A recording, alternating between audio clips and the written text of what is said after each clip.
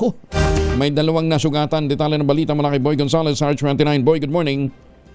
Good morning, Kuya Angel. Dalawa katao ang sugata matapos magbanggaan ng isang ambulansya at isang motorsiklo sa panulukan ng UN Avenue at San Marcelino Street dito sa Ermita, Maynila. Kanina lamang, ayon sa paunang ulat sa ganapang aksidente sa nabanggit na intersection kung saan nagkaroon nga nagbanggaan itong dalawa, hindi pa malinaw ang dahilan. Dahil sa lakas ng impact ng tamo na sugat ang dalawang individual at agad itong binibigyan sa ngayon ng first aid ng mga medic at dumating na rin ang mga rescue ambulance, mga medic para mabigyan ng paunang lunas itong dalawang biktima bago dalhin sa pinakamalapit na ospital.